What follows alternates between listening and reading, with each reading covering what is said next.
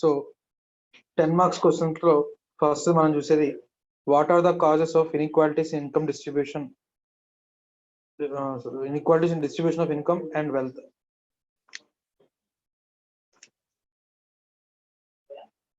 Chapter 3, page number 30, question number 3.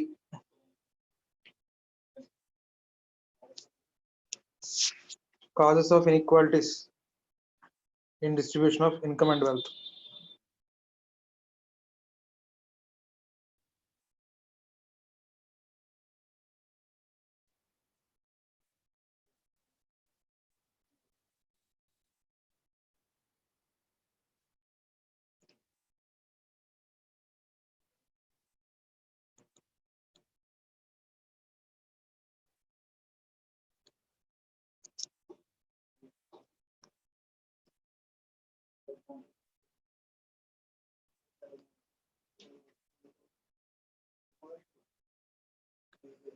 So మనం first year లో national income, per capita income, ఈ concepts అన్ని చూసాం నాన్న.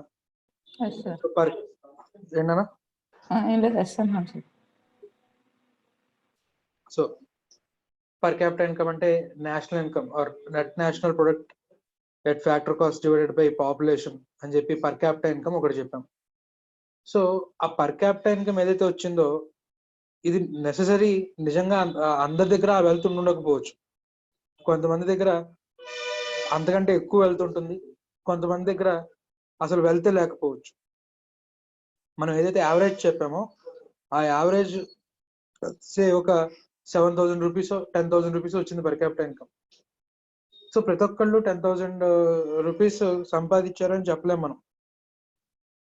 కొంతమంది దానికంటే ఎక్కువ సంపాదించిన వాళ్ళు ఉన్నారు, కొంతమంది దానికంటే అసలే సంపాదించిన వాళ్ళు కూడా ఉన్నారు. So GDP nothing but national income అంటే total wealth generated in the country. ఆ వెల్త్ జనరేట్ ఏదైతే ఉందో అది డిస్ట్రిబ్యూట్ అవ్వాలి. ఎలా డిస్ట్రిబ్యూట్ అవుతుంది? ల్యాండ్ కి రెంట్ రూపంలో, లేబర్ కి వేజెస్ రూపంలో, క్యాపిటల్ కి ఇంట్రెస్ట్ రూపంలో, ఎంటర్ప్రెన్యూర్ కి డివిడెండ్ ఆర్ ప్రాఫిట్ రూపంలో డిస్ట్రిబ్యూట్ అవ్వాలి. ఈ డిస్ట్రిబ్యూషన్ దగ్గర అన్యాయం జరుగుతుంది. కొంతమంది చేతిలోకి ఎక్కువ ఇన్కమ్ వెళ్తుంది, రైట్? సో టోటల్ జీడిపిలో ఏదైతే జీడిపి జనరేటెడ్ ఏదైతే ఉందో ఇది డిస్ట్రిబ్యూట్ అయ్యేటప్పుడు కొంతమంది పీపుల్కి ఏమో ఎక్కువ వెల్త్ డిస్ట్రిబ్యూట్ అవుతుంది, రైట్? సే ఒక టోటల్ పాపులేషన్ లో 20% of the people 80% of the wealth ని కంట్రోల్ చేస్తున్నారు. Remaining 80% of population 20% of wealth ని ఎంజాయ్ చేస్తున్నారు. సో ఇది ఇన్ఈక్వాలిటీ. దీని ప్యారెటో థియరం అంటాం కదా. సో ఇక్కడ ఏంటి, 80% ఆఫ్ ద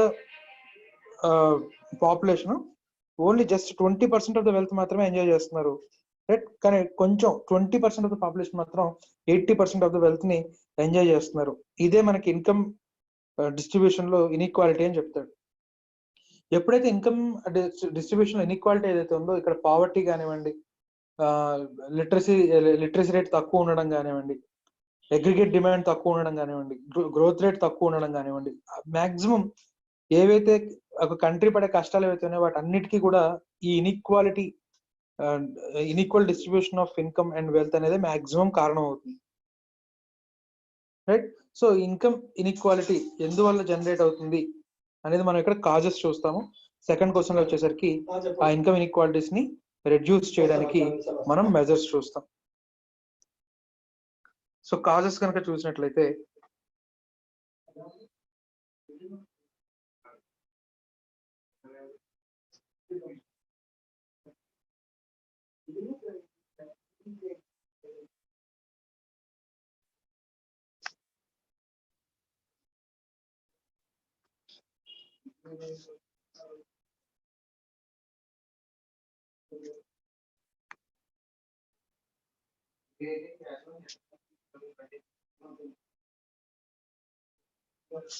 కాజెస్ కనుక చూసినట్లయితేనా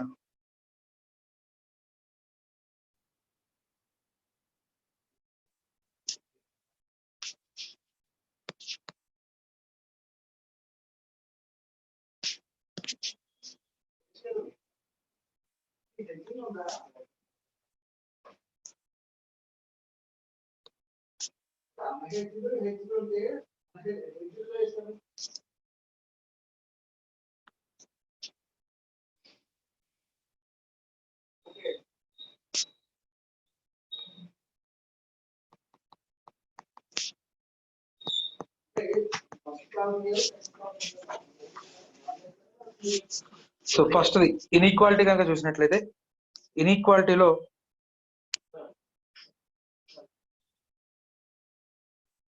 inequality in land ownership,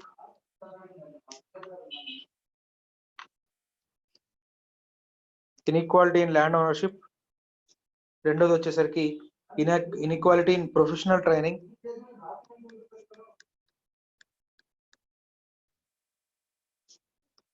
next inequality in credit facilities,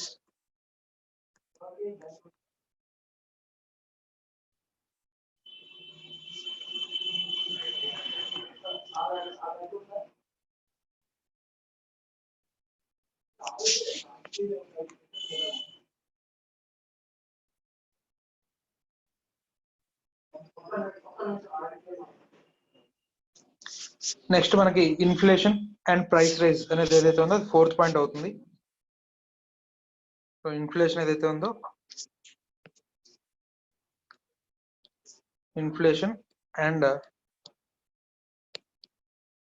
price rise ఏదైతే ఉందో 4th పాయింట్ అవుతుంది. సో మిగిలిన 3 పాయింట్లు చూస్తే మనకి concentration of assets in private corporate sector, concentration of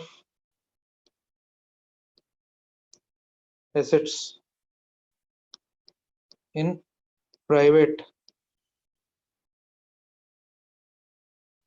corporate sector, 5th point. Urban bias in private investment, 6th point.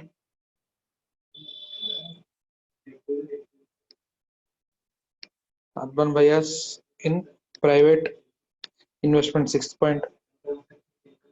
7th point వచ్చేసరికి role of government.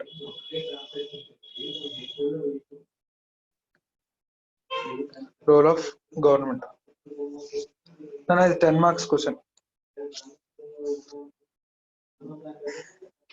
So ఇప్పుడు ఒక్కొక్క పాయింట్ మనం చూస్తూ వెళ్తాం. అందులో ఫస్ట్ది ఇన్ఈక్వాలిటీస్ ఇన్ ల్యాండ్ ఓనర్షిప్. మనకి independence వచ్చిన కొత్తలో జమీందారీ సిస్టమ్ ఇవన్నీ ఉండేవి. So most of the land zamindars చేతిలో ఉండేది. సో ఏదైతే ల్యాండ్ మీద వచ్చే రెవెన్యూ ఏదైతే ఉందో అదంతా కూడా జమీందార్స్ చేతిలో ఉండేది. సో హ్యూజ్ రెవెన్యూ జమీందార్స్ చేతిలో ఉండేది, రైట్. మిగిలిన ఎవరైతే కౌలు తీసుకున్న రైతులు ఉన్నారో జమీందారుల దగ్గర, వాళ్ళ దగ్గర చాలా తక్కువ ఇన్కమ్ ఉండేది. So and most of the land zamindars cultivation చేసేవాళ్ళు కాదు, ఖాళీగా ఉంచుకునేవాళ్ళు, రైట్. అందువల్ల అన్ఎంప్లాయ్మెంట్ కూడా ఎక్కువ ఉండేది. సో ఎక్కువ ల్యాండ్ కల్టివేషన్ ఉందనుకోండి, ఎక్కువ మందికి పని దొరుకుతుంది. వీళ్ళు కొంత ల్యాండ్ ఖాళీగా ఉంచేవాళ్ళు జమీందార్స్. సో అందువల్ల రూరల్ ఏరియాస్ అన్ఎంప్లాయ్మెంట్ కానివ్వండి, తక్కువ ప్రొడక్షన్ ఆఫ్ అగ్రికల్చర్ అవుట్పుట్ కానివ్వండి, ఇలాంటి ప్రాబ్లమ్స్ అన్ని ఉండేవి. So ఇన్ఈక్వల్ land ownership, nothing but పని చేసేవాడి దగ్గర ల్యాండ్ లేదు, పని చేయాల్సిన అవసరం లేని వాడి దగ్గర మాత్రం ఎకరాల ల్యాండ్ ఉంది, రైట్. సో దీనివల్ల మనకి డిస్ట్రిబ్యూషన్ ఆఫ్ ఇన్కమ్ అనేది ఇన్ఈక్వల్ గా జరిగింది. మెయిన్ రీజన్ అదని చెప్తాడు, రైట్. ఇన్ఈక్వల్ ల్యాండ్ ఓనర్షిప్, ఈ జమీందారీ సిస్టమ్ వీటి వల్ల ఎక్కువ ల్యాండ్ కొంతమంది రిచ్ పీపుల్ చేతిలో ఉండింది, రైట్. వాళ్ళకి వ్యవసాయం చేయాలనుకుంటే చేస్తారు, లేకపోతే లేదు, రైట్. సో అలాగే ఎవరైతే కౌలు తీసుకున్నారో వాళ్ళ దగ్గర నుంచి హ్యూజ్ రెంట్లు కలెక్ట్ చేసేవాళ్ళు. సో ఎక్కువ రెవెన్యూ సేవింగ్స్ జమీందార్స్ దగ్గర ఉండేది, రైట్. సో ఇదొక కాజ్ అని చెప్తాడు, రైట్. అలాగే రెండోది ఇన్ఈక్వల్ ప్రొఫెషనల్ ట్రైనింగ్. సో ఎప్పుడైతే ఇన్ఈక్వల్ డిస్ట్రిబ్యూషన్ ఆఫ్ ల్యాండ్ జరిగిందో కొంతమంది చేతుల్లోనే ఇన్కమ్ జనరేట్ అవుతూ ఉంది, మిగిలిన వాళ్ళ దగ్గర పెద్దగా డబ్బు కానీ చదువు కానీ లేదు. సో డబ్బు ఉన్న వాళ్ళు ఎవరైతే ఉన్నారో వాళ్ళు వాళ్ళ పిల్లలకి ప్రొఫెషనల్ ట్రైనింగ్, జాగ్రత్త చదువులు చెప్పించడం, పెద్ద పెద్ద చదువులు చెప్పించడం, ఇవన్నీ చేయడం వల్ల వాళ్ళకి మంచి ప్రొఫెషనల్ ట్రైనింగ్ ఉంది. వాళ్ళు మళ్ళీ జాగ్రత్తగా డబ్బులు సంపాదించుకోగలుగుతున్నారు వాళ్ళ వాళ్ళ ప్రొఫెషన్స్ ద్వారా. చదువు లేనివాడు వాళ్ళ పిల్లల్ని చదివించుకోలేకపోతున్నాడు, రైట్? చదివించుకోలేదు కాబట్టి వాడు మళ్ళీ కూలి పనుకో, ఈ మాన్యువల్ వర్క్ వెళ్ళాలి. సో వాడికి డబ్బులు మళ్ళీ తక్కువ సంపాదిస్తున్నారు. సో అంటే పేదవాడి కొడుకు పేదవాడిగానే, పేదవాడి పిల్లలు పేదవాళ్ళుగానే ఉంటున్నారు. రిచ్ పీపుల్ పిల్లలు ఎవరైతే ఉన్నారో వాళ్ళకి మంచి స్కూలింగ్ కానివ్వండి, మంచి ప్రొఫెషనల్ ట్రైనింగ్ దొరకడం వల్ల వాళ్ళు హ్యూజ్ ఎర్నింగ్స్ చేయగలిగినటువంటి ఆక్యుపేషన్స్ లోకి వెళ్తున్నారు. సో అది మనకి ఇన్ఈక్వల్ ప్రొఫెషనల్ ట్రైనింగ్. అండ్ మూడోది ఇన్ఈక్వల్ క్రెడిట్ ఫెసిలిటీస్. ఇన్ఈక్వల్ క్రెడిట్ ఫెసిలిటీస్ లో మనకి ఇప్పుడంటే కాస్త ప్రతి ఊర్లో కూడా బ్యాంక్, పల్లెటూరులో కూడా ఏదో ఒక బ్యాంక్ అనేది కనబడుతుంది. ఎర్లీ స్టేజెస్ లో బ్యాంకింగ్ సిస్టమ్ అనేది పెద్దగా డెవలప్ అవ్వలేదు. ఎర్లీ ఏజెస్ లో బ్యాంకింగ్ సిస్టమ్ అనేది డెవలప్ అవ్వలేదు. అండ్ దట్టు బ్యాంక్స్ అన్ని కూడా ప్రైవేట్ పర్సన్స్ చేతుల్లో ఉండేవి. సో నేషనలైజేషన్ జరిగి మోస్ట్ ఆఫ్ ద బ్యాంక్స్ అన్ని కూడా గవర్నమెంట్ అండర్టేకింగ్ లోకి వచ్చాయి, కానీ గవర్నమెంట్ నేషనలైజ్ చేయకముందు బ్యాంక్స్ అన్ని కూడా ప్రైవేట్ పర్సన్స్ చేతిలో ఉండేది. ప్రైవేట్ పర్సన్స్ చేతిలో ఉన్నప్పుడు they are completely profit motive, right? కాబట్టి వాళ్ళు ఎక్కువ డబ్బు ఎక్కడైతే ఎక్కువ ఉన్న వాళ్ళు ఉన్నారో ఆ ఏరియాలో బ్యాంకులు పెట్టేవాళ్ళు. రూరల్ ఏరియాస్ లో పెద్దగా డబ్బు ఉన్నది కాబట్టి అక్కడ బ్యాంకులు పెట్టాల. అండ్ అలాగే లోన్స్ కూడా రిచ్ పీపుల్ కి, రిచ్ ఫార్మర్స్ కి ఇచ్చేవాళ్ళు. పూర్ ఫార్మర్ వచ్చి నేను 1 ఎకరం సాగు చేసుకుంటాను, నాకు సీడ్స్ కి, ఫర్టిలైజర్స్ కి లోన్ ఇస్తే, రైట్, వాళ్ళు లోన్ ఇచ్చేవాళ్ళు కాదు. సో అటువంటిప్పుడు చిన్న ఫార్మర్స్ అందరూ కూడా మనీ లెండర్స్ చేతుల్లో ఇరుక్కుపోయేవాళ్ళు, రైట్? సో మనీ లెండర్స్ చేతిలో ఇరుక్కుపోయినప్పుడు అప్పట్లో మనకి ఎక్కువ ఇరిగేషన్ ఫెసిలిటీస్ కూడా లేవు, ఇన్ని ప్రాజెక్ట్స్ లేవు. వర్షం మీదే ఆధారపడాలి. వర్షం పడలేదు అనుకోండి, ఇన్కమ్ లేదు. ఇన్కమ్ లేదు కాబట్టి ఈ మనీ లెండర్స్ ఏం చేసేవాళ్ళు, అప్పు తీర్చలేదు కాబట్టి ఆ ల్యాండ్ గ్రాప్ చేసేసుకునేవాళ్ళు, ఆ ల్యాండ్ వాళ్ళ పేరు మీద రాయించేసుకునేవాళ్ళు. అదే బ్యాంకింగ్ సెక్టర్ కానీ లేదా ఇన్స్టిట్యూషనల్ క్రెడిట్ ఫెసిలిటీస్ ఉన్నట్లయితే, ఒకవేళ ఒక క్రాప్ సీజన్ లో కనుక లోన్ తీర్చకపోయినా సరే గవర్నమెంట్ ఇంటర్వ్యూన్ అయ్యి ఓకే నెక్స్ట్ పంట వేసిన తర్వాత వచ్చిన డబ్బులతో లోన్ తీర్చండి అని చెప్పి క్రెడిట్ ని ఎక్స్టెండ్ చేసేది, రైట్? లేదా అలాగే వడ్డీ మీద వడ్డీ ఇలాంటివి ఛార్జ్ చేయకుండా, రైట్, అగ్రికల్చర్ కి తక్కువ రేట్ ఆఫ్ ఇంట్రెస్ట్ కి లోన్స్ ఇచ్చేవి. కానీ రూరల్ ఏరియాస్ లో బ్యాంకింగ్ సెక్టర్ అనేది అప్పట్లో డెవలప్ అవ్వలేదు మరి. సో ఈ క్రెడిట్ ఫెసిలిటీస్ అవైలబిలిటీ లేవు రూరల్ ఏరియాస్ లో, లేకపోతే పూర్ పీపుల్ కి క్రెడిట్ ఫెసిలిటీస్ అవైలబుల్ లేక కూడా inequality of distribution of income అనేది జరిగింది అనేది చెప్తాడు, రైట్? సో ఇన్ఈక్వాలిటీ మీద వచ్చేసరికి 3 పాయింట్లు: unequal distribution of, unequal land ownership, inequality in professional training, అలాగే inequality in credit facilities. Next inflation and price rise. అలాగే ఇన్ఫ్లేషన్ అంటే నథింగ్ బట్ మనీ వాల్యూ పడిపోవడం, మనీ వాల్యూ తగ్గిపోవడం, రైట్? ఒకప్పుడు జేబు నిండా డబ్బులు తీసుకెళ్లి సంచి నిండా కూరగాయలు తెచ్చుకునేవాళ్ళం, బట్ ఇప్పుడు సంచి నిండా కూరగాయలు డబ్బులు తీసుకెళ్తే జేబు నిండా కూరగాయలు వస్తున్నాయి. Nothing but value of money అనేది తగ్గడం ఇన్ఫ్లేషన్ అని చెప్తాం మనం. సో ఇన్ఫ్లేషన్ అనేది ఎందువల్ల జరుగుతుంది? ప్రైస్ రైజెస్, గూడ్స్ యొక్క ప్రైస్ అనేది పెరగడం వల్ల ప్రైసెస్ అనేవి పెరుగుతున్నాయి, రైట్? ప్రైసెస్ అనేవి పెరగడం వల్ల పర్చేసింగ్ పవర్ ఆఫ్ కన్స్యూమర్ తగ్గిపోతుంది. పర్చేసింగ్ పవర్ ఆఫ్ కన్స్యూమర్ తగ్గిపోయినప్పుడు దాన్ని ఇన్ఫ్లేషన్ అంటాం. సో ఇన్ఫ్లేషన్ ఎప్పుడైతే పెరిగిందో, ఎవరైతే లోవర్ ఇన్కమ్ సెక్షన్ పీపుల్ అయితే ఉన్నారో వాళ్ళు గూడ్స్ ని అఫోర్డ్ చేయలేరు, రైట్? డబ్బు ఉన్నవాడు మాత్రం ఏం చేస్తున్నాడు, ఈ ట్రేడర్స్ కానివ్వండి, వీళ్ళు వాళ్ళ దగ్గర ఉన్న గూడ్స్ కి ప్రైస్ ఎక్కువ పెంచి అమ్ముతున్నారు. సో ఈ పూర్ ని లూట్ చేస్తున్నారు, రైట్? సో ఇన్ఫ్లేషన్ వల్ల కూడా మనకి ఇన్కమ్ ఇన్ఈక్వాలిటీ అనేది, distribution of income and wealth అనేది ఇన్ఈక్వల్ గా జరుగుతుంది అనేది ఒక కాజ్ గా చెప్తారు. Next 5th point, concentration of assets in private corporate sector. So private corporate sector కి మనకి మిక్స్డ్ ఇన్కమ్, మన Indian economy mixed system, mixed economy, right? Social economy అంటే completely govern by government, central government, right? So మనది ఆ system కాదు, so socialist system కాదు, అలాగే capitalist కాదు, అంటే కంప్లీట్ గా మొత్తం ప్రొడక్షన్ కానీ డిస్ట్రిబ్యూషన్ కానీ ఏదైనా ప్రైవేట్ సెక్టరే చూసుకుంటది. Government is only restricted to protection of law and order and defence, దానికి మాత్రమే పరిమితం అయ్యేటటువంటి క్యాపిటలిస్ట్ సిస్టమ్ కాదు. రైట్, మన రెండు సోషలిస్ట్ నుంచి కొన్ని పాలసీస్ తీసుకొని అలాగే క్యాపిటలిస్ట్ నుంచి కొన్ని పాలసీస్ తీసుకొని మనం మిక్స్డ్ ఇన్కమ్ లో భాగంగా వెళ్తున్నాం. సో కొన్ని సెక్టర్స్ గవర్నమెంట్ ప్రొడక్షన్ చేస్తుంది, కొన్ని సెక్టర్స్ ని ప్రైవేట్ వదిలేసింది. ఏవైతే ప్రైవేట్ వదిలేసిన ప్రైవేట్ సెక్టర్ ఏదైతే ఉందో ప్రైవేట్ సెక్టర్ వాళ్ళకి ఎక్కువ ల్యాండ్ ఇలాగే ఎక్కువ అసెట్స్ వాళ్ళ చేతిలో ఉండిపోయాయి. రైట్, పబ్లిక్ ఇష్యూకి వెళ్ళి అంటే మనకి స్టాక్ మార్కెట్స్ ద్వారా పబ్లిక్ ఇష్యూకి వెళ్ళి ఎక్కువ క్యాపిటల్ రైజ్ చేసి ఒకళ్ళ చాలా తక్కువ కార్పొరేట్ హౌసెస్ చేతిలోనే ఎక్కువ ఆస్తులు మిగిలి ఉండిపోయాయి అనేది చెప్తాడు. దానికి ఎగ్జాంపుల్ గా మనకి ఇక్కడ చెప్తాడు నాన్న, 1991లో లార్జ్ కార్పొరేట్ హౌసెస్ అంటే nothing but companies, Tata, Reliance, మనకి హిందూజా గ్రూప్ కానివ్వండి, రైట్, ఇలాంటి ఏవైతే ఉన్నాయో ఈ లార్జ్ కార్పొరేట్ హౌసెస్ దగ్గర 1991లో టోటల్ అసెట్స్ వర్త్ 45,830 crores అంట. 45,830 crores. అది 2013లో వచ్చేసరికి ఒక్క రిలయన్స్ దగ్గరే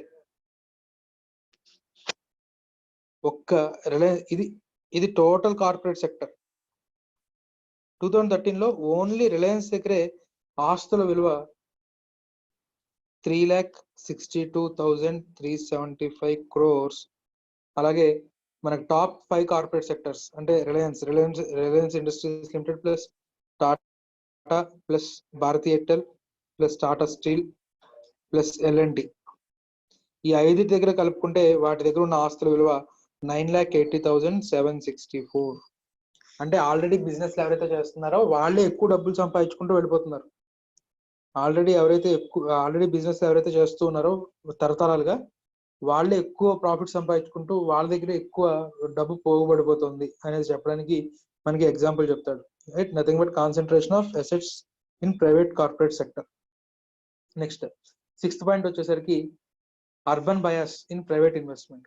సో కొత్తగా ఎవరైనా ఏదైనా ఫ్యాక్టరీ పెట్టాలి అనుకుంటే కనుక రైట్, ఇన్ఫ్రాస్ట్రక్చర్ అంటే రోడ్ ఫెసిలిటీస్, ఎలక్ట్రిసిటీ ఫెసిలిటీస్, ఇవన్నీ జనరల్ గా అర్బన్ ఏరియాస్ కి ఎక్కువ ఫెసిలిటీస్ ఉంటాయి. రైట్, రోడ్ ఫెసిలిటీ, ఎలక్ట్రిసిటీ ఇలాంటివన్నీ ఇన్ఫ్రాస్ట్రక్చరల్ ఫెసిలిటీస్ అన్ని కూడా అర్బన్ ఏరియాస్ లో ఎక్కువ ఉంటాయి. సో డెఫినెట్ గా అర్బన్ ఏరియాస్ లోనే తీసుకొచ్చి కొత్త ఫ్యాక్టరీస్ అన్ని కూడా అర్బన్ ఏరియాస్ లోనే వస్తాయి. ఎందుకంటే రూరల్ ఏరియాలో ఫ్యాక్టరీ పెట్టాలనుకుంటే ఆ రూరల్ ఏరియాకి రోడ్ వేయించుకోవాలి, ఎలక్ట్రిసిటీ తీసుకొచ్చుకోవాలి. రైట్, ఇవన్నీ కూడా at the cost of individual కానీ లేకపోతే కంపెనీ కానీ భరించాలి. సో ఇవన్నీ ఎందుకులే మనకి కాస్ట్ అని చెప్పి ఆల్రెడీ ఎక్కడైతే ఇన్ఫ్రాస్ట్రక్చర్ ఫెసిలిటీస్ డెవలప్ అయిపోయాయో అక్కడే ఇండస్ట్రీస్ అనేవి రావడం మొదలుపెట్టాయి. సో అర్బన్ లో ఉండేవాళ్ళు రిచ్ అంటే అర్బన్ లో ఎక్కువ ఎంప్లాయ్మెంట్ ఆపర్చునిటీస్ క్రియేట్ అవుతున్నాయి, రూరల్ లో ఎక్కువ ఎంప్లాయ్మెంట్ ఆపర్చునిటీస్ క్రియేట్ అవ్వట్లేదు. సో ఇక్కడ మళ్ళీ రూరల్ అర్బన్ ఇన్కమ్ డిస్ట్రిబ్యూషన్ అనేది ఇన్ఈక్వల్ గా జరుగుతుంది. రైట్, అక్కడ మనకి అర్బన్ బయాస్ అనేది 6th పాయింట్.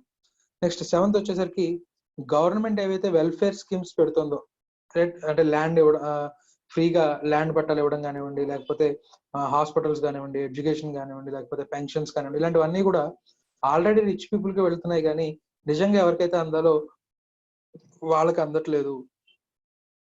ఆల్రెడీ ఎవరైతే రిచ్ ఉంటున్నారో వాళ్ళకి అందట్లేదు, ఆల్రెడీ ఎవరైతే పూర్ ఉన్నారో వాళ్ళకి అందట్లేదు. గవర్నమెంట్ ఇస్తున్నటువంటి బెనిఫిట్లు ఏవైతే ఉన్నాయో ఎవరైతే ఆల్రెడీ రిచ్ వాళ్ళకి మాత్రమే అందుతున్నాయి. ఇది కూడా ఇన్కమ్ డిస్ట్రిబ్యూషన్ ఇన్ఈక్వల్ అవడానికి కాజెస్ అని చెప్తాడు నేను. సో ఇవి మనకి 7 పాయింట్స్ కూడా inequalities in distribution of income and wealth reasons. Right, so మరి ఇప్పుడు దీన్ని రిమూవ్ చేయాలి, ఇన్కమ్ ఇన్ఈక్వాలిటీస్ రిమూవ్ చేయాలి. ఇది మనకి సెకండ్ ఇంపార్టెంట్ క్వశ్చన్. ఇది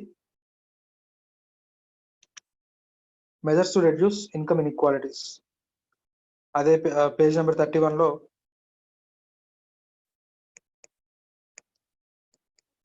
క్వశ్చన్ 4.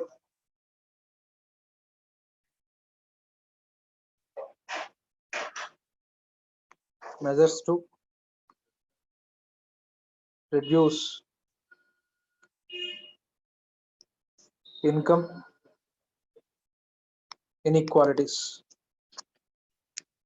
దీంట్లో కనుక చూసినట్లయితే మనం ఆల్రెడీ ఏవైతే కాజెస్ చూసామన్నా ఆ కాజెస్ కి రెమెడీ కనుక తీసుకుంటే అంటే ఆల్మోస్ట్ ఈ క్వశ్చన్ లో మనం చాలా కవర్ చేసినట్టే. ఇన్ఈక్వల్ ల్యాండ్ ఓనర్షిప్ అంటే ల్యాండ్ ఓనర్షిప్ కొంతమంది దగ్గర ఎక్కువ ల్యాండ్ ఉంది అనేది చెప్తున్నాడు. సో దానికి రెమెడీ ఏమవుతుంది, ఎవరి దగ్గర అయితే ఎక్కువ ల్యాండ్ ఉందో, అవసరానికి మించిన ల్యాండ్ ఎవరి దగ్గర అయితే ఉందో ఆ ల్యాండ్ మొత్తాన్ని కూడా జప్తు చేసేసి గవర్నమెంట్ తీసేసుకొని ఎవరి దగ్గర అయితే ల్యాండ్ లేదో వాళ్ళకి ఇచ్చేసాం అనుకోండి, రైట్, ఒక ప్రాబ్లం సాల్వ్ అవుతుంది. అలాగే ల్యాండ్ ఎవరి దగ్గర ఉంది, రైట్, వాడికి వ్యవసాయం చేసే ఇంట్రెస్ట్ లేదు, ఇంకెవరికో కౌలుకి ఇస్తున్నాడు. కౌలుకి ఇచ్చినప్పుడు ప్రాబ్లం ఏంటి, ఎక్కువ రెంట్లు చార్జ్ చేసేయడం, రైట్. సే అదేదో పిచ్చి ల్యాండ్, అది రాళ్ళు రప్పలు తుప్పలు ఉన్నాయి. కౌలు తీసుకున్నవాడు వాటన్నిటిని క్లీన్ చేసుకుని ఒక పంట వేసుకున్నాడు. రెండో పంట వేసుకునేటప్పుడు ఏమన్నాడంటే, నేను ల్యాండ్ ని కౌలుకి ఇవ్వను, నేనే వ్యవసాయం చేసుకుంటాను అన్నాడు. రైట్, మరి వాడు ఫస్ట్ టైం మొత్తం అంతా కష్టపడి ల్యాండ్ మొత్తాన్ని క్లీన్ చేసుకుని వాడు పంట వేసుకుంటే రెండో పంట నుంచి వీడి లీజ్ ఇవ్వను అంటున్నాడు. రైట్, ఇలాంటి కొన్ని ప్రాబ్లమ్స్ కూడా ఉన్నాయి. సో ఇలాంటి ప్రాబ్లమ్స్ అన్నిటిని అబాలిష్ చేస్తూ ల్యాండ్ రిఫార్మ్స్. ఫస్ట్ ప్రాబ్లం కి మన టెక్స్ట్ బుక్ లో ఉన్న ఫస్ట్ అది హ్యాండ్ రిఫార్మ్స్ అని ఇచ్చాడు అన్న, అది ల్యాండ్ రిఫార్మ్స్. ల్యాండ్ హెచ్ కొట్టేసి ఎల్ రాసుకోండి. Okay sir. Okay sir. Land reforms. So land reforms అంటే నథింగ్ బట్ ఎవరి దగ్గర అయితే ఎక్కువ అవసరానికి మించి ల్యాండ్ ఎవరి దగ్గర అయితే ఉందో దాన్ని సర్ప్లస్ ల్యాండ్ గా డిక్లేర్ చేసి దాన్ని గవర్నమెంట్ తీసేసుకొని ఆ సర్ప్లస్ ల్యాండ్ ని ఎవరికైతే ల్యాండ్ లేదో వాళ్ళకి డిస్ట్రిబ్యూట్ చేసింది. సో అదొక ల్యాండ్ రిఫార్మ్. అలాగే ఏదైతే ఈ ల్యాండ్ రెంట్స్ ఉన్నాయో వాటిని ఇంతకు మించి ఛార్జ్ చేయకూడదు అని చెప్పి ఫిక్సేషన్ ఆఫ్ ఫెయిర్ రెంట్స్, అలాగే టెనెన్సీ పీరియడ్ కూడా ఫిక్స్ చేశారు. సో ఇలాంటి ల్యాండ్ అయితే కనుక ఇన్ని పంట కాలాల పాటు వాడికే టెనెన్సీ హక్కు ఉంటుంది. వాడు వదులుకునే దాకా కూడా ల్యాండ్ ఓనర్ టెనెన్సీని క్యాన్సిల్ చేయడానికి లేదు. సో అలాగా టెనెన్సీ సెక్యూరేషన్ ఆఫ్ సెక్యూరిటీ టెనెంట్స్, రైట్, ఇలాంటివన్నీ కూడా చేశారు. Right, so land ceiling act తీసుకొచ్చి సర్ప్లస్ ల్యాండ్ ని గవర్నమెంట్ లాగేసుకొని దాన్ని డిస్ట్రిబ్యూట్ చేసింది. రైట్, అలాగే ఫెయిర్ రెంట్స్ ని ఫిక్స్ చేసింది. రైట్, అలాగే సెక్యూరిటీ టు టెనెంట్స్ అనేది కూడా జరిగింది. రైట్, ల్యాండ్ రిఫార్మ్స్ లో భాగంగా మనకి మెయిన్ ల్యాండ్ సీలింగ్ యాక్ట్ తీసుకొచ్చి సర్ప్లస్ ల్యాండ్ డిక్లేర్ చేశారు. సర్ప్లస్ ల్యాండ్ ఏం చేశారు, డిస్ట్రిబ్యూట్ చేశారు. సర్ప్లస్ ల్యాండ్ ని డిస్ట్రిబ్యూట్ చేశారు. అలాగే రెంట్ ని ఫిక్స్ చేశారు. అలాగే టెనెంట్ కి సెక్యూరిటీని కూడా ఇచ్చారు. సో ల్యాండ్ రిఫార్మ్స్ లో భాగంగా వీటి వల్ల ఇన్ఈక్వాలిటీస్ తగ్గి అగ్రికల్చరల్ అవుట్పుట్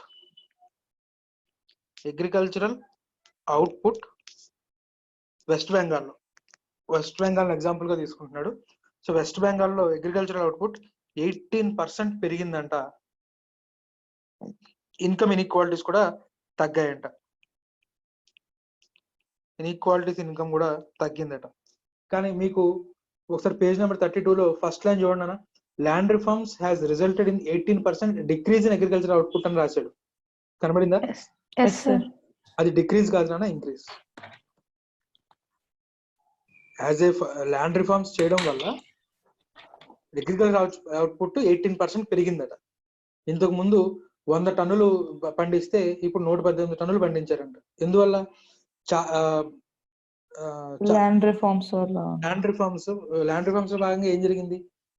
ఒకటి దగ్గర 100 ఎకరాలు ఉంది.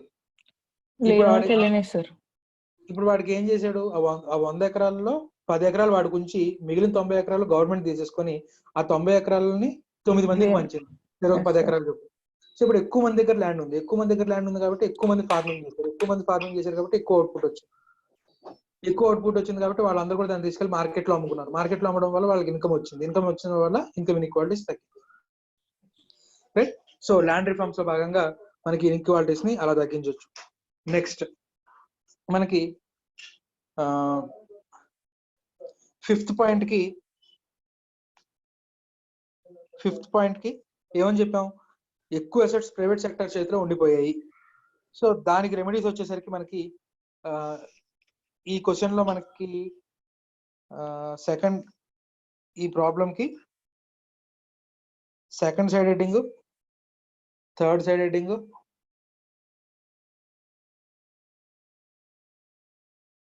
Fourth side heading.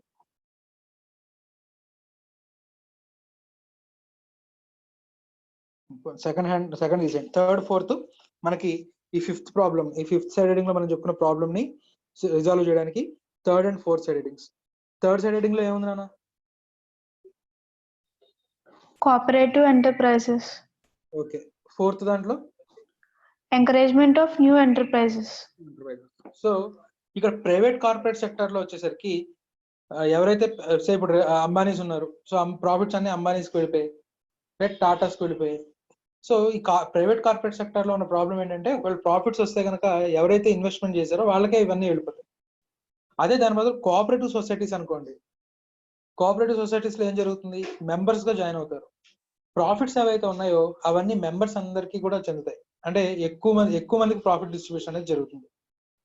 సో అందుకని కోఆపరేటివ్ ఎంటర్ప్రైజెస్ ని పెంచుకోండి అని చెప్తారు. Right. So cooperative enterprises. Third point వచ్చేసరికి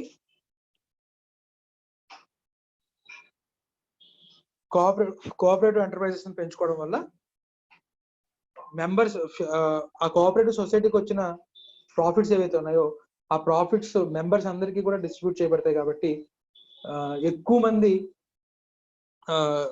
మందికి ఇన్కమ్ అనేది చేరుతుంది, ఇన్కమ్ ఇన్ఈక్వాలిటీస్ అనేవి తగ్గుతాయి అని చెప్తాడు. అలాగే encouragement of new entrepreneurs, startup India కానివ్వండి, సెల్ఫ్ ఎంప్లాయ్మెంట్ స్కీమ్స్ ద్వారా కానివ్వండి, కొత్త ఎంటర్ప్రెన్యూర్స్ అంటే ఆల్రెడీ ఎవరైతే ఫ్యాక్టరీస్ పెట్టేసి ఉన్నారో వాళ్ళకి ఇన్సెంటివ్స్ ఇచ్చి వాళ్ళని కొత్త యూనిట్స్ పెట్టేలాగా ప్రోత్సహించడం కంటే కూడా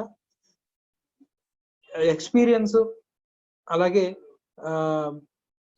కొత్తగా ఏదైనా ప్రొడక్షన్ చేయాలి అన్న ఇంట్రెస్ట్ ఉన్న వాళ్ళకి క్యాపిటల్ ఇచ్చి, వాళ్ళకి కొంచెం ట్రైనింగ్ ఇచ్చి, వాళ్ళ చేత కనుక యూనిట్స్ పెట్టించాం అనుకోండి, ఇప్పుడు వాళ్ళు కూడా ప్రాఫిట్ సంపాదించడం మొదలు పెడతారు. అదే వీళ్ళు వెళ్ళి రిలయన్స్ కో దేనికో పనిచేశారు అనుకోండి, అంబానీ విల్ బికమ్ వెల్దియర్.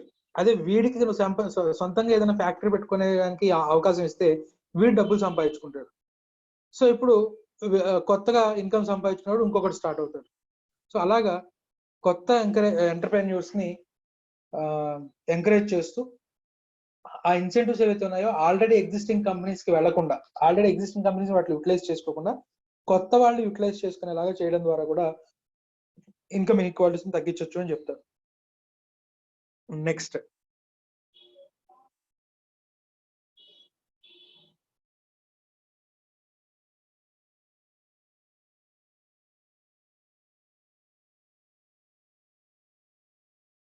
అలాగే ఇక్కడ దీంట్లో మనకి సెవెంత్ పాయింట్ కూడా నాన్న, control over capital issues. Capital issues అంటే nothing but IPOs. Public issues కి వచ్చి పబ్లిక్ దగ్గర నుంచి సేవింగ్స్ ని వాళ్ళకి ఈక్విటీ షేర్స్ ని ఇష్యూ చేసి ఆ డబ్బులు రైజ్ చేయడం. ఒక రిలయన్స్ లాంటి కంపెనీ ఐపీఓకి వచ్చింది అనుకోండి, ఇలాంటి కంపెనీ అందరికీ తెలుసు, ఈ రిలయన్స్ అనే కంపెనీ అందరికీ తెలుసు కాబట్టి అందరూ ఎగబడతారు ఇన్వెస్ట్ చేయడానికి. ఒక కొత్త కంపెనీ ఏదో వచ్చింది, ఒక కొత్త కంపెనీ వచ్చి రైట్ నేను పబ్లిక్ ఇష్యూకి వస్తున్నాను, నా కంపెనీలో ఇన్వెస్ట్ చేయండి అంటే ఈ కంపెనీ గురించి ఎవరికి తెలియక ఎవరు ఇన్వెస్ట్ చేయరు. అటువంటిప్పుడు అలాంటి చిన్న చిన్న కంపెనీస్, కొత్తగా వస్తున్న కంపెనీస్ కి క్యాపిటల్ అనేది దొరక్క వాళ్ళు బిజినెస్ స్టార్ట్ చేయడానికి కుదరకపోవచ్చు. సో ఇలా లార్జ్ కార్పొరేట్ హౌసెస్ దగ్గర మాత్రమే క్యాపిటల్ అనేది స్ట్రక్ అయిపోకుండా ఇలాంటి చిన్న చిన్న కొత్తగా వచ్చే వాళ్ళకి కూడా క్యాపిటల్ అనేది దొరికేలాగా చేయాలి అనేది కంట్రోల్ ఓవర్ క్యాపిటల్ ఇష్యూస్ లో చెప్తున్నాను మనకి. రైట్. సో ఇక్కడ మనకి ఎన్ని సైడ్ హెడ్డింగ్స్ అయ్యాయి? ల్యాండ్ రిఫార్మ్స్ ఒకటి, ఇక్కడ 4 అయ్యాయి. టోటల్ మనకి 8 ఉన్నాయి. 8లో 4. నెక్స్ట్ ఇన్ఫ్లేషన్, ఫోర్త్ పాయింట్ కి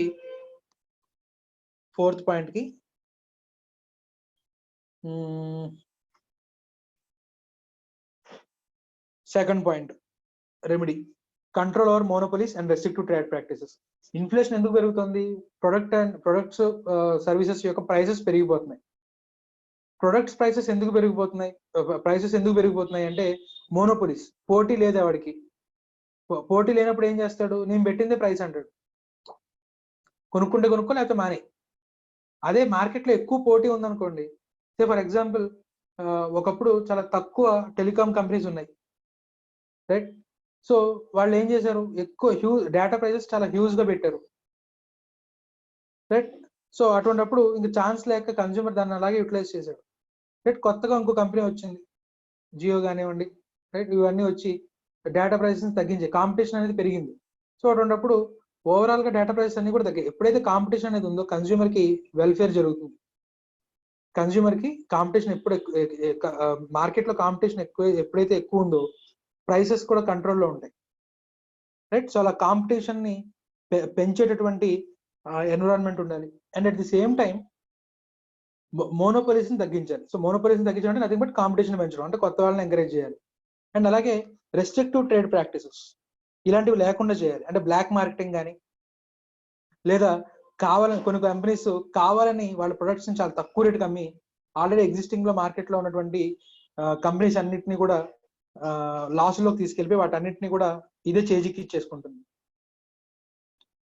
రైట్? సే ఫర్ ఎగ్జాంపుల్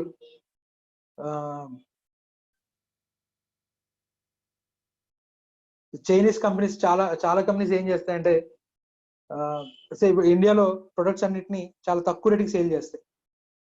వాళ్ళ స్టీల్ కానివ్వండి, లేకపోతే వాళ్ళకి సంబంధించిన ఎలక్ట్రిక్ ఐటమ్స్ కానివ్వండి, వాటిని వాళ్ళ కంట్రీలో ప్రొడ్యూస్ చేసి మన కంట్రీస్ లో చాలా తక్కువ రేటుకి సేల్ చేస్తాయి.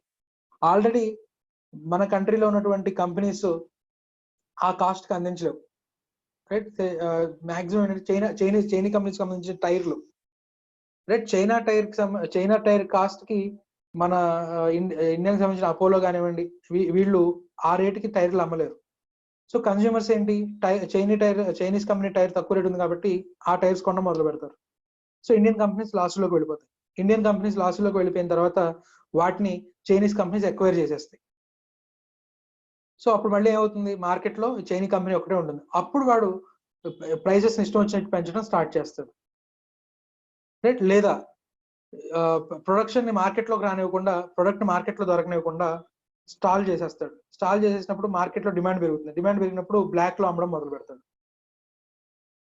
రైట్? సో ఇలాంటివి రెస్ట్రిక్టివ్ ట్రేడ్ ప్రాక్టీసెస్. ఇలాంటి ట్రేడ్ ప్రాక్టీసెస్ ని రెస్ట్రిక్ట్ చేయడానికి గవర్నమెంట్ కొన్ని పాలసీస్ ని తీసుకొచ్చి, సో ఇలాంటి వాటి వల్ల ప్రైస్ పెంచుతున్నారు. బ్లాక్ మార్కెటింగ్ ద్వారా, లేకపోతే మోనోపోలైజేషన్ ద్వారా, కాంపిటీషన్ లేకుండా చేసుకోవడం ద్వారా ప్రైసెస్ పెంచుతున్నారు. సో ఇలాంటివి జరగకుండా ఉండాలంటే ఏం చేయాలి? Competition act, restrictive trade practices act, money laundering act ఇలాంటివి తీసుకురావాలి, రైట్? సో ఇన్ఫ్లేషన్ ని, ప్రైస్ రైజ్ ని కంట్రోల్ చేయడానికి ఫెయిర్ కాంపిటీషన్ ఉండేలాగా చేయాలి. కాబట్టి కాంపిటీషన్ యాక్ట్ ఉంది, అలాగే కన్స్యూమర్ ప్రొటెక్షన్ యాక్ట్ ఉంది, రైట్? అలాగే మనీ లాండరింగ్ యాక్ట్, ఇలాంటి వాటన్నిటి ద్వారా కూడా మనకి ప్రైసెస్ ని కంట్రోల్లో పెట్టచ్చు అని చెప్తాడు. సో ఇక్కడ మనకి 5 సైడ్ హెడ్డింగ్స్ అయ్యాయి. నెక్స్ట్, రోల్ ఆఫ్ గవర్నమెంట్ లో ఇక్కడ మనకి రెమెడీస్ వచ్చేసరికి గవర్నమెంట్ ఏం చేయాలంట? సోషల్ సెక్యూరిటీ, అంటే fifth side heading social security అంటే నథింగ్ బట్ ఫిజికల్లీ హ్యాండిక్యాప్డ్ ఉన్నారు, లేకపోతే ఎల్డర్లీ పీపుల్ ఉన్నారు, వాళ్ళు ఇంకా పని చేసుకోలేరు, వాళ్ళు పని చేసి డబ్బులు సంపాదించుకోలేరు కాబట్టి గవర్నమెంట్ అలాంటి వాళ్ళని ఐడెంటిఫై చేసి వాళ్ళకి పెన్షన్స్, కాంపెన్సేషన్స్ ఇవ్వడం ద్వారా ఇన్కమ్ ఇన్ఈక్వాలిటీస్ తగ్గించవచ్చు, రైట్? అది సోషల్ సెక్యూరిటీ. అలాగే టాక్సేషన్ పాలసీ ద్వారా రిచ్ పీపుల్ దగ్గర ఎక్కువ ట్యాక్సెస్ కలెక్ట్ చేయడం, వాటిని తీసుకొచ్చి పూర్ పీపుల్ కి డిస్ట్రిబ్యూట్ చేయడం. నథింగ్ బట్ మనకి ప్రోగ్రెసివ్ టాక్సేషన్ అంటాం. ప్రోగ్రెసివ్ అంటే నథింగ్ బట్ ఇన్కమ్ పెరిగే కొద్దీ ఎక్కువ tax, right? So up to 5 lakhs 10%, 5 to 10 lakhs 20%, more than 10 lakhs 30%. ఇలాగా ఇప్పుడు కొత్త స్లాబ్ రేట్లు మారాయనుకోండి, ఇలా ఇన్కమ్ పెరిగే కొద్దీ కూడా ఎక్కువ ట్యాక్స్ ని కలెక్ట్ చేయడం ప్రోగ్రెసివ్ టాక్సేషన్ రూపంలో ఎక్కువ ట్యాక్స్ ని కలెక్ట్ చేసి దాన్ని పూర్ పీపుల్ పంచడం. సో ఈ టాక్సేషన్ పాలసీస్ ద్వారా కూడా ఇన్కమ్ ఇన్ఈక్వాలిటీస్ ని తగ్గించవచ్చు అని చెప్తాడు. అలాగే ఎయిత్ పాయింట్ వచ్చేసరికి employment and wage policies. Government rural areas లో ఎక్కువ ఎంప్లాయ్మెంట్ క్రియేట్ అయ్యేలాగా చేయడం, ఎంప్లాయ్మెంట్ ఆపర్చునిటీస్ క్రియేట్ చేయడం, అలాగే మినిమం ఇంత వేజ్ ఇవ్వాల్సిందే అంటే లేబర్ ఎక్స్ప్లాయిటేషన్ జరగకుండా మినిమం ఇంత వేజ్ ఇవ్వాల్సిందే అని చెప్పడం, రైట్. అలాగే ఇన్ని గంటలకు మించి పని చేయించుకోకూడదు అని చెప్పి యాక్ట్స్ తీసుకురావడం, రైట్. అలాగే ల్యాండ్ రూరల్లో ల్యాండ్ లేని వాళ్ళకి ఎవరికైతే ఉన్నారో వాళ్ళకి ఎంప్లాయ్మెంట్ గ్యారంటీ స్కీమ్ కింద కనీసం 100 రోజులు ఏదో ఒక పని పెంచడం, రైట్. సో ఇలాంటి వాటి ద్వారా ఇన్కమ్ ఇన్ఈక్వాలిటీస్ని తగ్గించవచ్చు అని చెప్తాడు. సో ఇక్కడ మనం సమ్మరీ ఒక్కసారి కనుక చూస్తేనన్నా మనకి కాజెస్కి వచ్చేసరికి ఫస్ట్ది inequalities in land ownership, రెండోది professional training, credit facilities, inflation and price rise, concentration of assets in private corporate sector,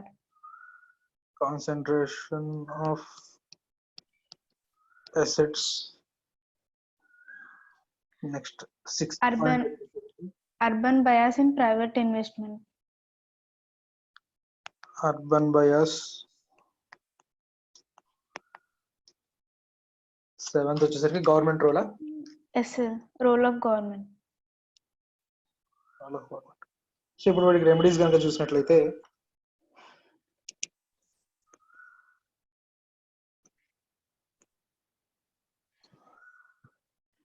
మనకు కాజెస్ తెలిస్తే రెమెడీస్ కూడా మనం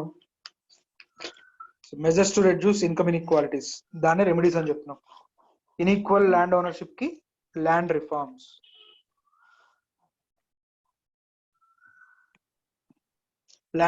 అనగానే మనకి సర్ప్లస్ ల్యాండ్ డిక్లేర్ చేసి దాన్ని ల్యాండ్ లేని వాళ్ళకి డిస్ట్రిబ్యూట్ చేయడం, అలాగే ఫెయిర్ రెంట్ ని ఫిక్స్ చేయడం, టెనెన్సీ సెక్యూర్ చేయడం, ఇలాంటివన్నిటిని కూడా ల్యాండ్ రిఫార్మ్స్ లో భాగంగా చెప్తాం. సో ఈ ల్యాండ్ రిఫార్మ్స్ వల్ల అగ్రికల్చర్ అవుట్పుట్ 18%, వెస్ట్ బెంగాల్ లో అగ్రికల్చర్ అవుట్పుట్ 18% పెరిగింది, అలాగే ఇన్కమ్ ఈక్వాలిటీస్ తగ్గింది అనేది గుర్తు రావాలి. అలాగే ప్రొఫెషనల్ ట్రైనింగ్ కి, క్రెడిట్ ఫెసిలిటీస్ కి యాక్చువల్ గా ఇక్కడ మనకి రెమెడీ ఏం చెప్పలేదు, కానీ వాటికి కూడా రెమెడీస్ ఉన్నాయి.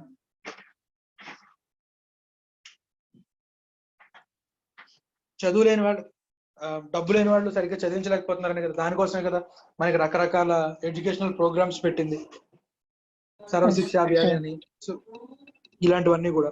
అలాగే క్రెడిట్ ఫెసిలిటీస్ అప్పట్లో లేవని, రూరల్ ఏరియాస్ లో అగ్రికల్చర్ కి వాటికి లోన్లు ఇవ్వండిరా బాబు అంటే ఎవరు ఇవ్వట్లేదని గవర్నమెంట్ ఏం చేసింది, బ్యాంక్స్ అన్నిటిని నేషనలైజ్ చేసి పడేసింది, రైట్. ఎప్పుడైతే బ్యాంకులు గవర్నమెంట్ చేతికి వచ్చాయో, రైట్, రూరల్ ఏరియాస్ లో కూడా బ్యాంక్ బ్రాంచెస్ స్టార్ట్ చేసుకుంటూ వెళ్ళారు. సో వాటికి కూడా రెమెడీస్ ఉన్నాయి, కానీ మనకి క్వశ్చన్ లో చెప్పలేదు కాబట్టి మనం వాటి గురించి ఇక్కడ మనం ఏం లేదు మనకి. నెక్స్ట్ ఇన్ఫ్లేషన్ కి వచ్చేసరికి కంట్రోల్ ఓవర్ మోనోపోలీస్,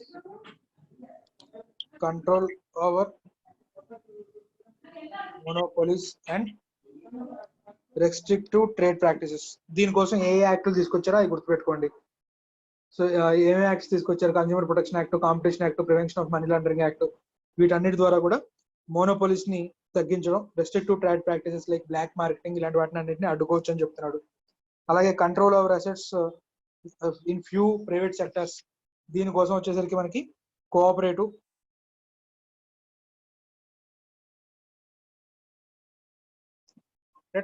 ఎంటర్ప్రైజెస్.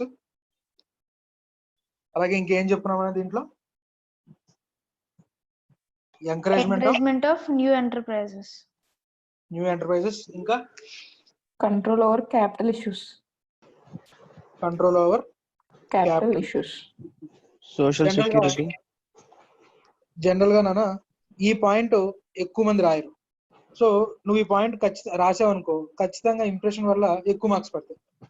ఈ కోఆపరేటివ్ సొసైటీ, ఎంకరేజ్మెంట్ ఆఫ్ ఇవన్నీ ఎవరో ఒకరు రాస్తారు. ఈ కంట్రోల్ ఓవర్ క్యాపిటల్ ఇష్యూస్ అనే సైడ్ హెడ్డింగ్ మాక్సిమం అందరూ మర్చిపోతారు, కాబట్టి ఇలాంటి పాయింట్స్ మనం గుర్తుపెట్టుకొని రాయాలి, రైట్. అలాగే నెక్స్ట్ అర్బన్ బయాస్నెస్ కి ఇక్కడ మనకి ప్రెసెంట్ ఏమీ ఇవ్వలేదు, రైట్. కానీ దానికి జనరల్ రెమెడీ ఏంటంటే రూరల్ ఏరియాస్ లో ఇన్వెస్ట్మెంట్ పెడితే సబ్సిడీస్ ఇవ్వడం, తక్కువ రేట్కి ఎలక్ట్రిసిటీ ఇవ్వడం, రైట్. సో ఇలాంటివన్నీ కూడా ఉండొచ్చు. సో ఇక్కడ మనకి ఎటువంటిది ఇవ్వలేదు కాబట్టి ఇది పక్కన పెట్టేయండి. నెక్స్ట్ గవర్నమెంట్ రోల్ వచ్చేసరికి government social security schemes Yes, sir. Taxation ద్వారా ఇది తగ్గించవచ్చు అంట. అలాగే employment and Wage policy. Wage policies. తగ్గించవచ్చు అని చెప్తున్నారు. సో మనకి నెంబర్ ఆఫ్ పాయింట్స్ చూసుకుంటే 1 2 4 5 7. 4 5 6 7 8. సో టోటల్ 8 పాయింట్స్ మనం రీఅరేంజ్ చేసుకున్నాం. దేని ప్రకారం? మన కాజెస్ ప్రకారం. కాజెస్ ని దాని ప్రకారం అంటే మనకు కాజెస్ గుర్తుపెట్టుకుంటే ఆటోమేటిక్ గా రెమెడీస్ సగం గుర్తొచ్చేయాలి, రైట్. సెపరేట్ గా మళ్ళీ రెమెడీస్ సెపరేట్ గా అన్ని సైడ్ హెడింగ్స్ గుర్తుపెట్టుకునే కంటే కాజెస్ ఒకటి గుర్తుపెట్టుకున్నాం అనుకో, ఓకే ఈ ప్రాబ్లమ్ కి రెమెడీ ఏంటి, దాని ప్రకారంగా సైడ్ హెడింగ్స్ రావాలి. ఏవైతే సైడ్ హెడింగ్స్ గుర్తురావో, సరే నేను ఇప్పుడు ఈ 5th పాయింట్ చెప్పాను, ఇది జనరల్ గా మీకు గుర్తురాదు రానా. కాన్సన్ట్రేషన్ ఆఫ్ అసెట్స్ అనే దానికి రెమెడీ క్యాపిటల్ ఇష్యూస్ ని కంట్రోల్ చేయడం అనేది రెమెడీ గుర్తురాదు, అది సెపరేట్ గా గుర్తుపెట్టుకోవాలి రివిజన్ టైంలో, రైట్. సో ఇవాళకి మనకి 2 క్వశ్చన్స్ చాలు. ఈ 2 కూడా 10 మార్క్స్ కే. Okay, sir. 2 కూడా 10 మార్క్స్ కే. చదవండి. రిమైనింగ్ క్వశ్చన్స్ మనం నెక్స్ట్ క్లాస్ లో చూద్దాం. డౌట్స్ ఏమైనా ఉన్నాయా? No, sir. No, sir. No, sir. ఓకేనా, సెషన్ ఎండ్ చేస్తున్నా. Okay, sir. Thank you, sir. Thank you. sir.